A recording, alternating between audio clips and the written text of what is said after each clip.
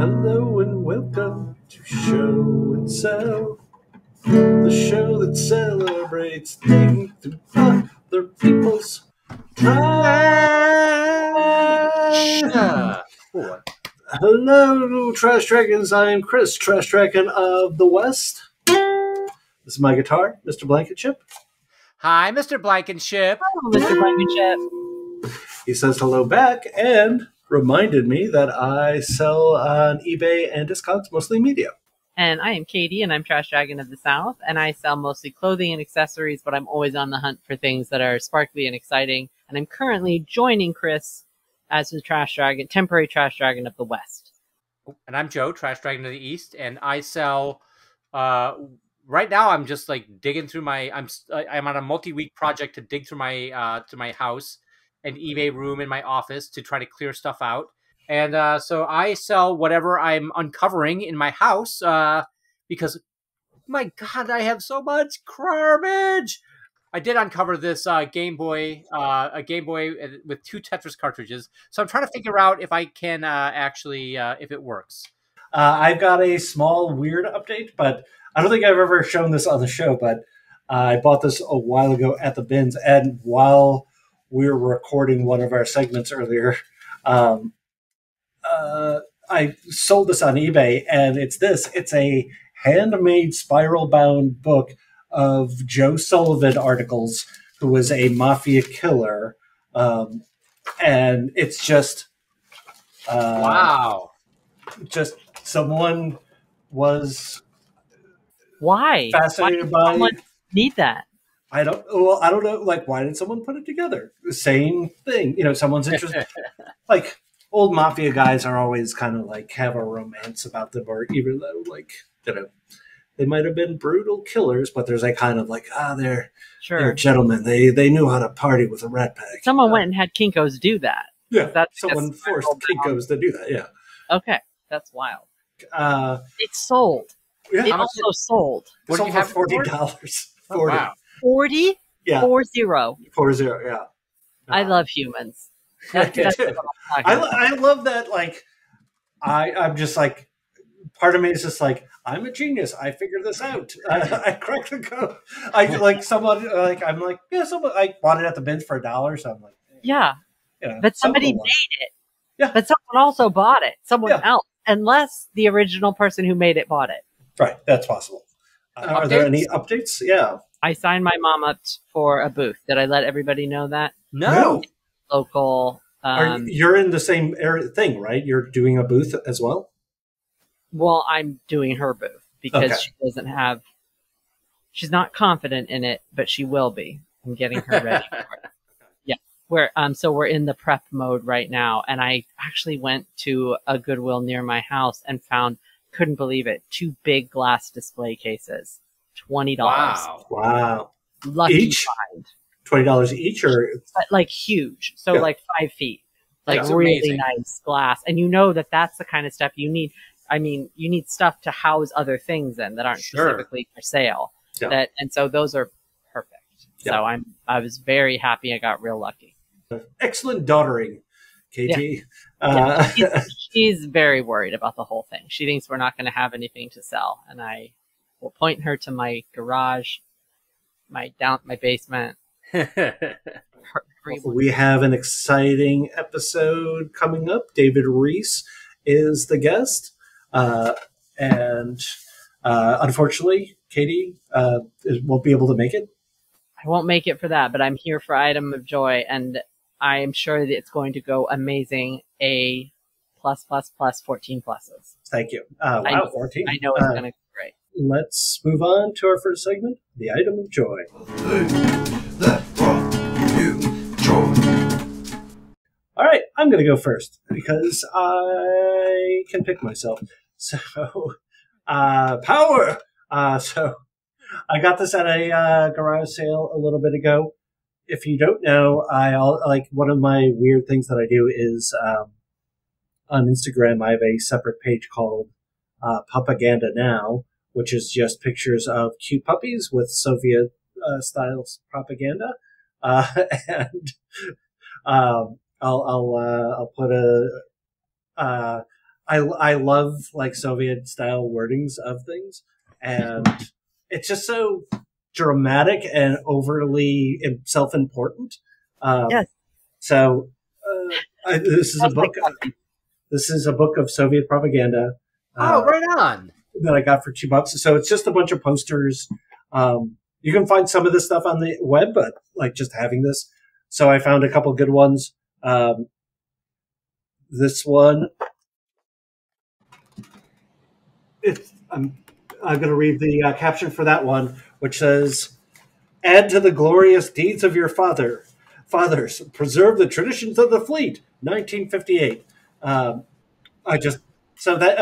you could just go to the other page where it's a kid sledding, and the slogan is, "Let there be fun for kids at every playground, 1960."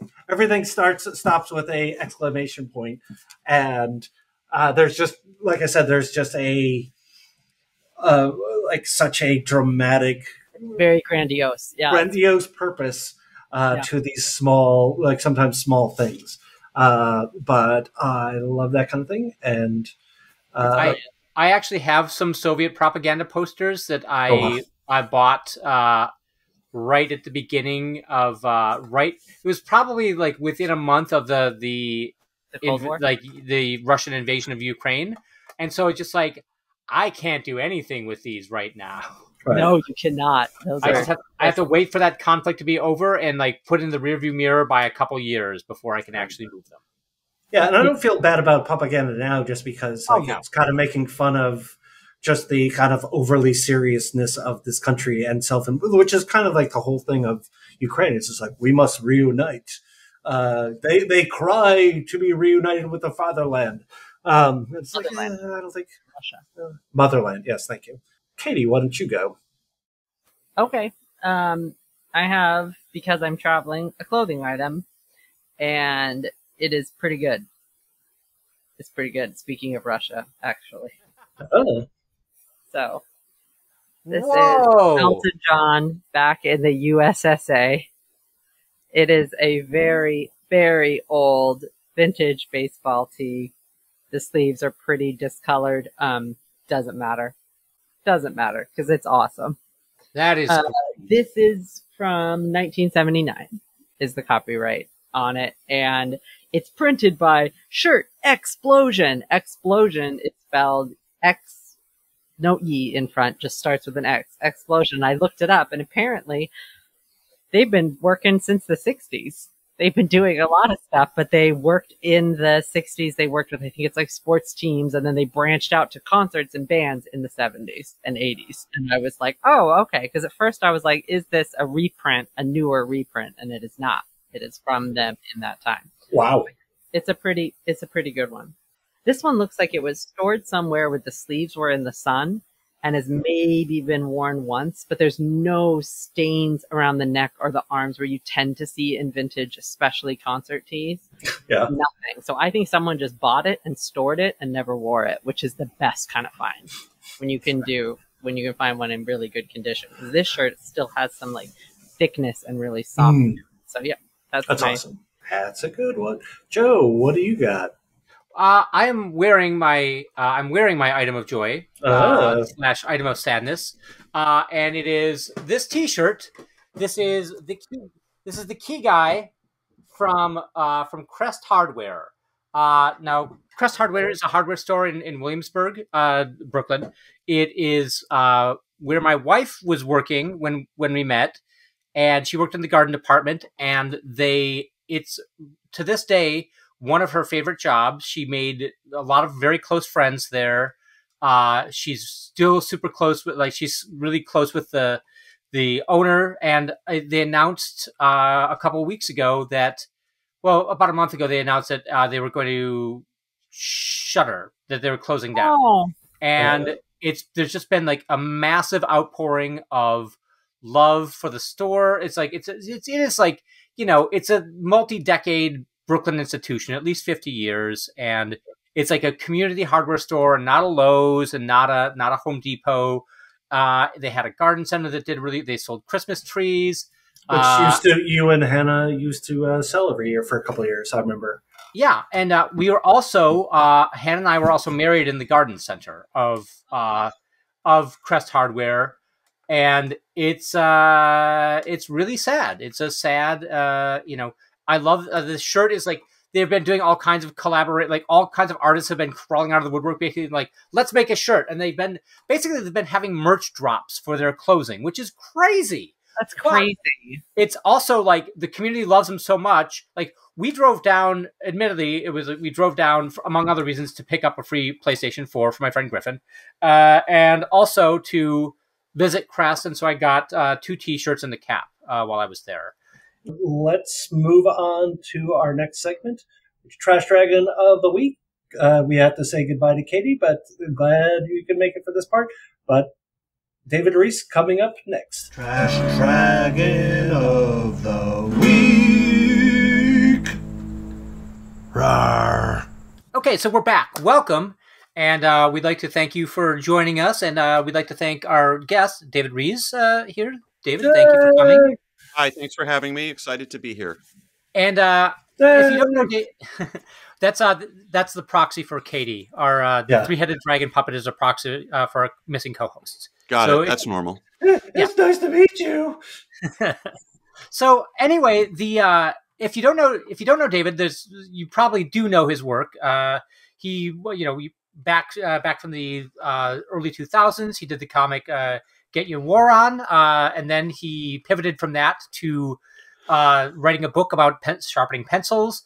Then he went on to start a podcast with his longtime friend John Kimball called Election Profit Makers, wherein he gambles, or rather invests in election outcomes. Thank you. Invests, yes. Invests in election outcomes. And then most recently was on the show, co-created the show Dicktown, which is sort of like a North Carolina meets John McDonald. Yeah, you're very perceptive. Yep, with John Hodgman, we made it together. Yes, and is that a fictional podcast? It's an animated TV show. It's on Hulu. Okay, it's like a mystery of the week type show that's set in a fictionalized version of my hometown of Chapel Hill, North Carolina. Anyway, yeah, it was fun. We did 2 seasons. Is it? And it's totally done now, or there's not going to be a totally third? Done. That is a shame. Yes. Maybe it's a painful memory. I shouldn't have brought it up.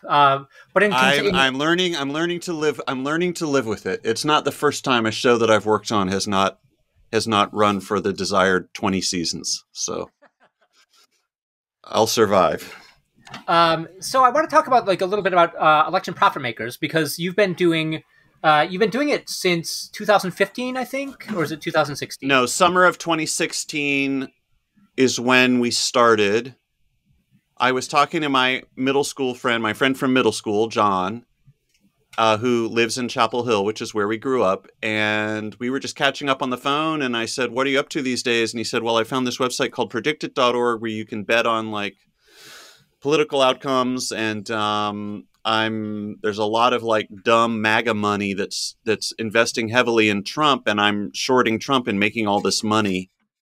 So I was like, that sounds like it could be a fun podcast. So we started making the podcast, and we were having a lot of fun, obviously, until election night 2016, when we all took a total bath and got traumatized. And we quit the next day. The morning after the election was going to be our final episode. Then we brought it back in 2020, and John redeemed himself with the results of the 2020 election. He bet heavily on Biden. Now predictit.org is actually just a ghost of its former self because of a bunch of complicated regulatory issues with the CFTC. I've known you for probably about 10 years or 10, 12 years now. I've been a fan of your work for 20. Including also just want to add on to your CV. Did the liner notes for We Jam Econo, the Minutemen documentary. Oh, that's right. Yeah. Very good documentary, very good liner notes. Thank you. But anyway, I would like to. I held out on listening to Election Profit Makers for a long time because I was so just so goddamn burned out on Trump. I was grateful I didn't work at The Onion at that time because I was like, I don't want to have to make jokes about this. Yeah. And then yeah.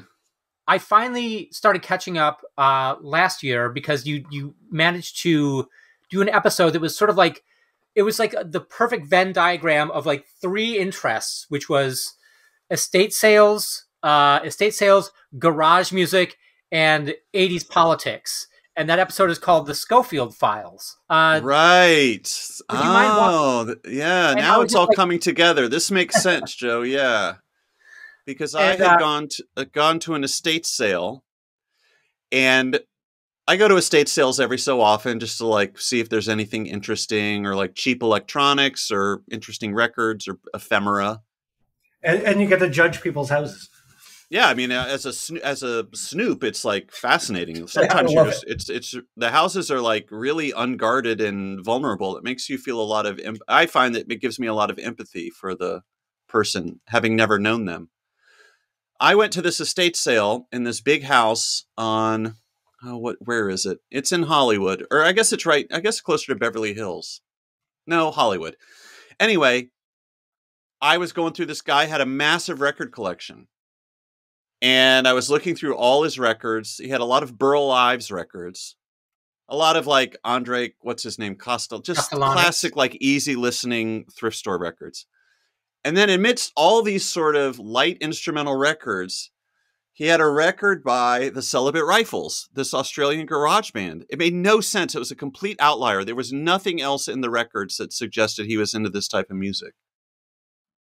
I was like, who was this? This is really interesting. Then I went in the back room and saw hundreds of copies of a book that he self-published, Ed Schofield, which were his collected letters to then Governor Ronald Reagan about how he should run the state of California and the United States of America as he was running for president.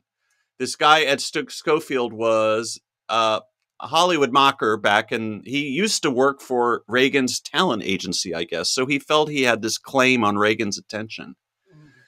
He was just this classic autodidact guy. Like, well, I mean, this book, I just was hauling out copies of this self-published book, which was called Reagan, B Actor, A President, as in he was a B actor. Can he be a grade A president? It's like the worst title to say on a podcast. Half of the book is him complaining about how Reagan is not replying to his letters. It's just like utterly, it's just great. Like, people are so interesting. Anyway, going to this estate sale and finding this Celibate Rifles album, it just took me down this whole rabbit hole. And then I eventually figured out, with the help of a listener, because I was talking about it on the podcast on Election Profit Makers, it's just like, I found this crazy thing. I'm trying to solve this mystery. And with the help of a listener in Australia, because the Celibate Rifles were Australian, we figured out why Schofield had this one Celibate Rifles album. It was really satisfying. And again, I think that's one of the appeals of going to an estate sale or just handling anything secondhand. For me, it's just like so evocative. It just gives you, I don't know, it's like all this energy. I don't mean like literal spiritual energy, but just mentally, it's like, oh my God, like this used to be somebody's, I don't know what, dinette set, and they're gone, and the thing is still here. Or what was the quirk in this man's circumstances of his life where he had, among Burl Ives records, a Celibate Rifles record? Like, life is so interesting and fun. I don't know. I kind of like that kind of stuff. But yeah, I love being able to go and see how people lived. I also went to scope out a clean out yesterday, and flashing back, I'd picked up a couple of self-published UFO books by this woman, had to be local. I found out that she had died like 12 years ago. I was like, okay, well, that's the end of that. And then went to this house, and there are boxes and boxes. Apparently it was her house, and there was just boxes of these books. And I'm just like, I couldn't contain myself. I was just like, what? Holy shit. Wow, that's amazing. You stumbled onto the mother lode. I know. It's just really, self-published UFO books are just, they're not fun to read, but they're just like, I just like the artifacts themselves. I just like the idea of somebody just feeling so like, I'm going to get the truth out there. And then So, Another thing I like about estate sales is like, it actually helped me like kind of become less precious about my things, because it's just like you go into someone's house who's passed away, and it's just like all this stuff just has to be shoveled out in a way. Like it's not going to, people aren't going to be like, oh, this precious thing that meant so much to them. So are you in the resale business, or do you collect for fun? Or are you like Joe, you have a thriving business of... I sell on eBay. Okay. But it started off, just something I enjoyed doing. So I do sell. And that's kind of how I like buying. I like thrifting. And this is my way of thrifting without holding a lot of stuff. I buy it, have it, get it out. Right, so I see, yeah. It comes in and comes out. Yeah, I get to show it, and now I get to show it off on the show and be like, hey, guys, because this show was started similarly like you and the election show. Joe and I would just do this. We would call each other up every once in a while and just be like, what have you found lately? And we just show each other the weird stuff. I'm like, oh, this is a good idea for a show. Yeah, right. I see. Yeah. This could be content. This could we could make someone else rich with this. Right.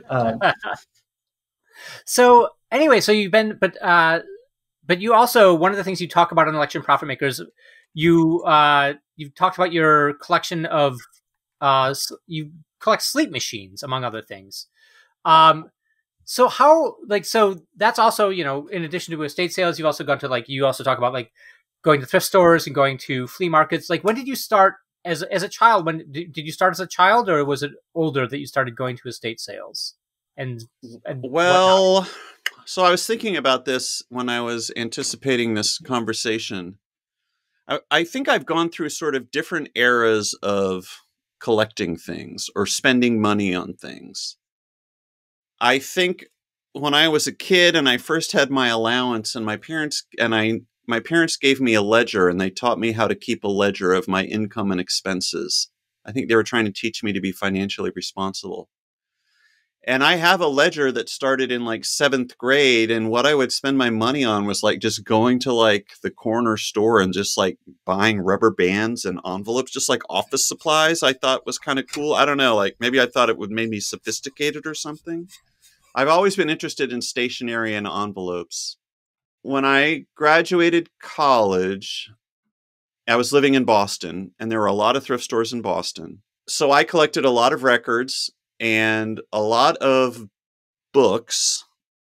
I got really fixated on mid-century technical manuals and instruction manuals. Here's my first exhibit. I'm excited. Stuff like this. Odell's Shipfitter's Handy Book. I loved this mid-century design. They all use this typeface, the Futura, which you recognize from Wes Anderson movies. I have so many books like this. It's like you said, these are not books that I read. They're just books that I enjoy as objects falling apart in my hand as I show it to you. So you have a bunch of I've had a bunch of Odell's refrigerator repair guides over the years. Yeah, there's something about him that's really handsome. So Joe already mentioned this, but when I started my artisanal pencil sharpening business and got a book contract, I said, we need to make my book. We based the design for my pencil book on this Shipfitter's Handy Book. We even, the full title is Odell's Shipfitter's Handy Book for loftsmen, welders, riveters, angle smiths, flange turners, and all ship mechanics.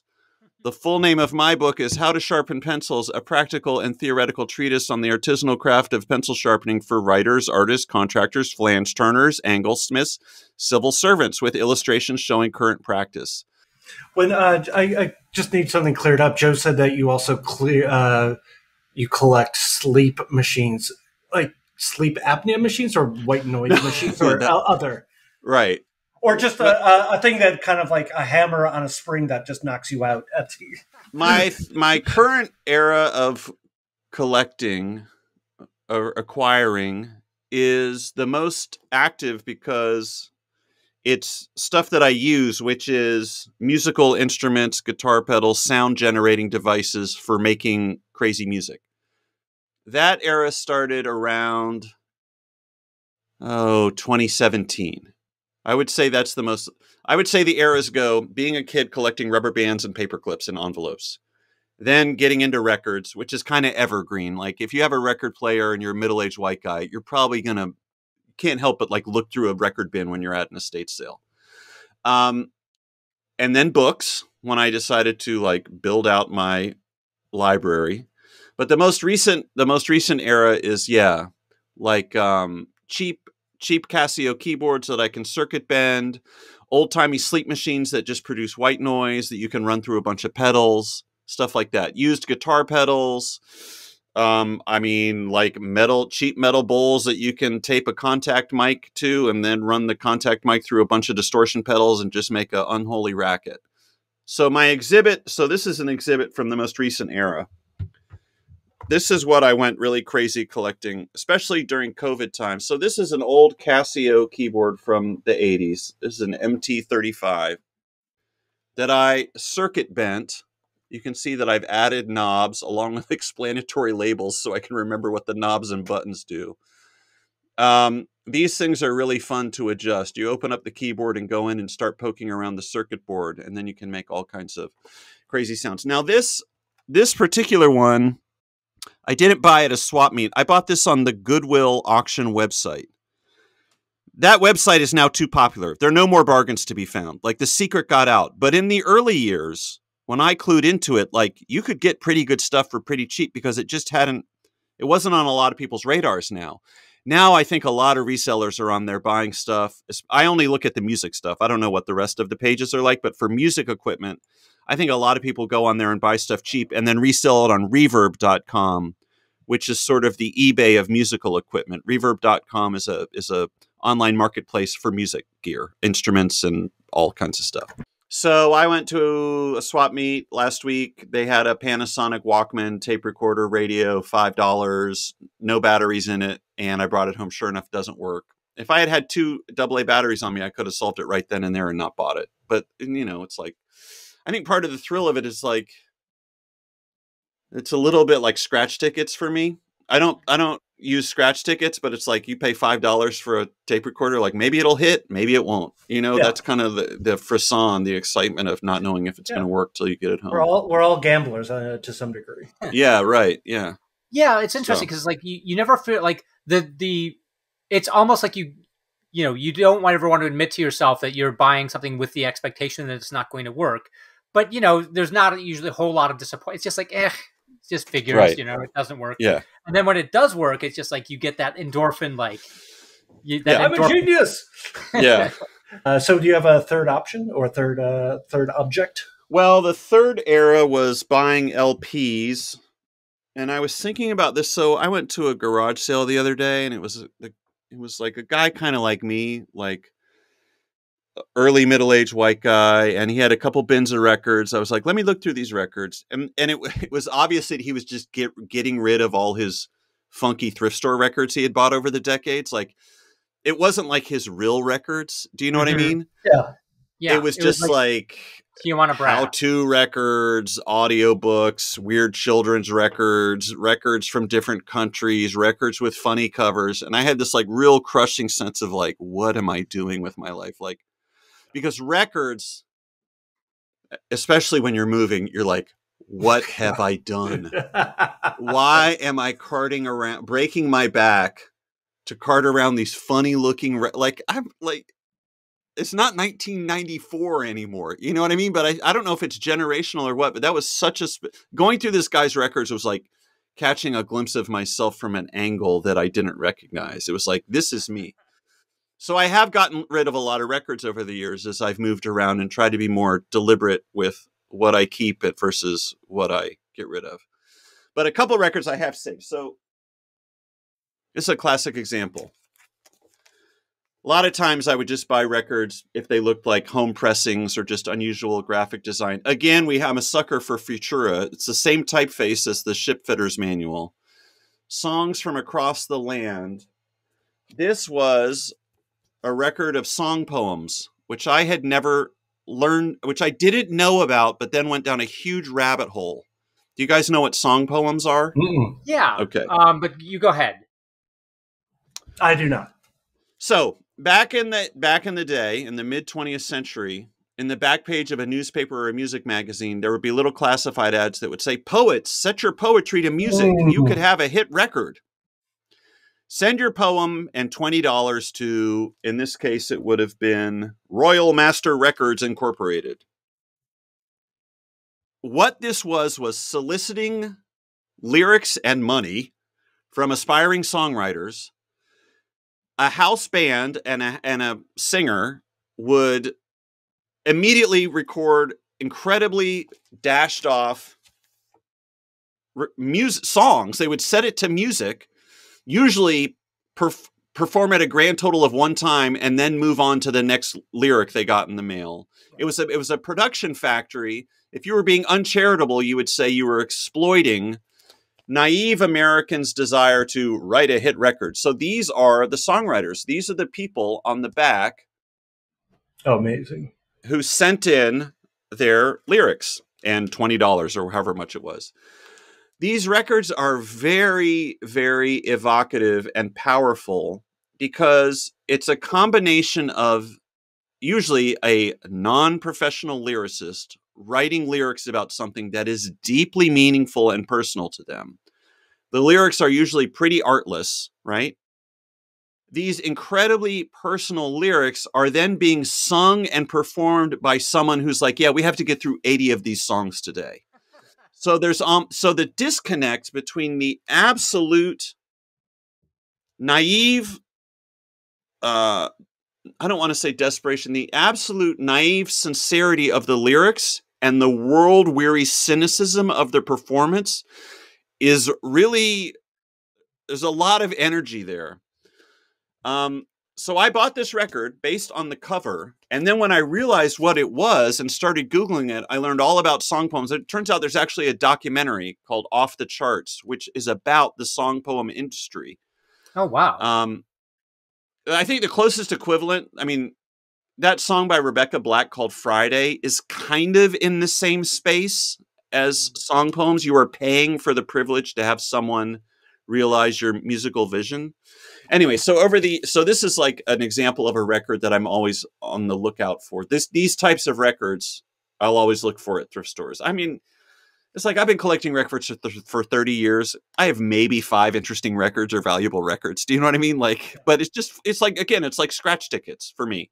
It's like, oh, maybe I'll find something cool. So this is just an example of finding something at a thrift store, paying probably $1 for it. And then thanks to Google, learning about this whole industry in American pop culture that I wasn't really aware of. I mean, I remember those little ads in the backs of magazines, but to have the actual artifact and to listen to it, like some of these songs, I had no idea that they were like ever released. That's they released them. They would, I mean, that's what's so crazy. They were true to their word. There would be like, your song will be on a record. Right. Could be a hit record. Or, you know, I don't know what the press run was for these, but they're like, I really treasure them. Like some, and I don't mean to be like a hipster asshole, but some of these songs make me cry laughing or laugh crying, depending on the mood I'm in, because they're so sincere. And it's just, I've never heard anything like it. It's the Shags are kind of like it, I guess. Yeah.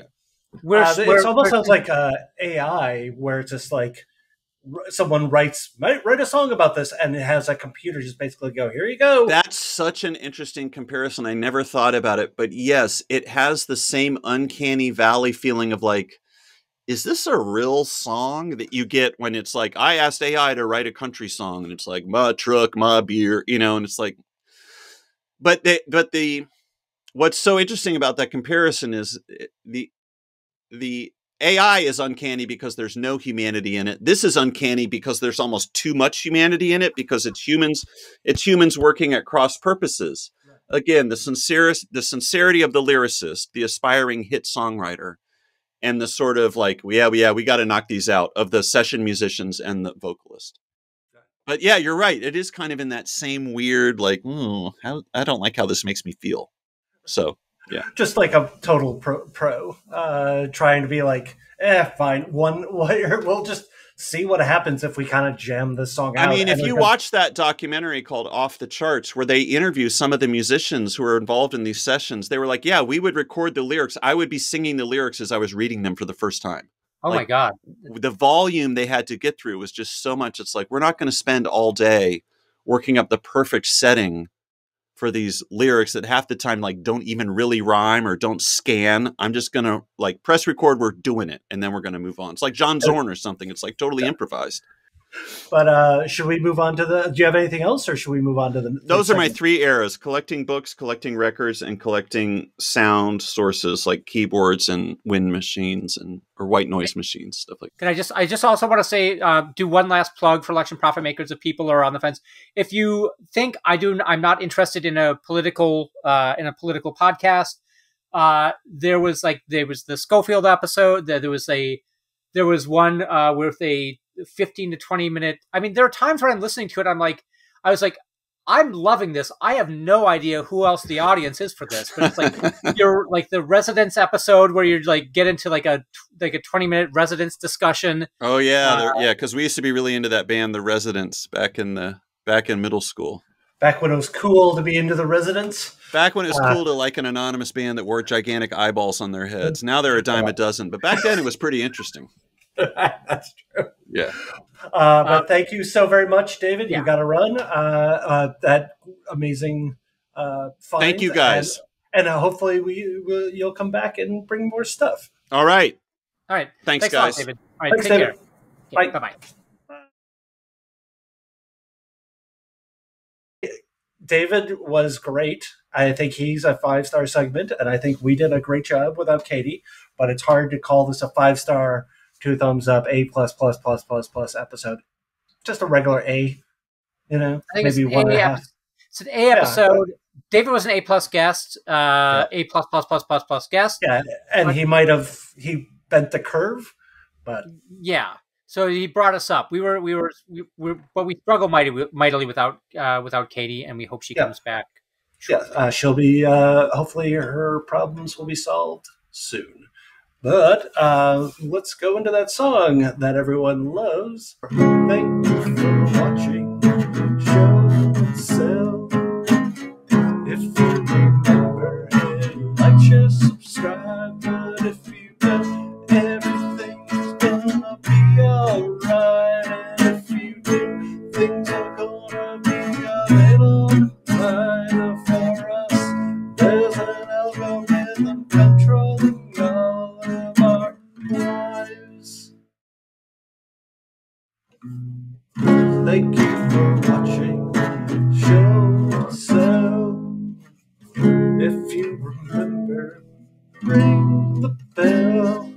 All right. Thanks, everybody. Thanks, everybody. You've been a great audience. We love you. Yeah, Katie also appreciates you. Hey, thanks for coming, everybody.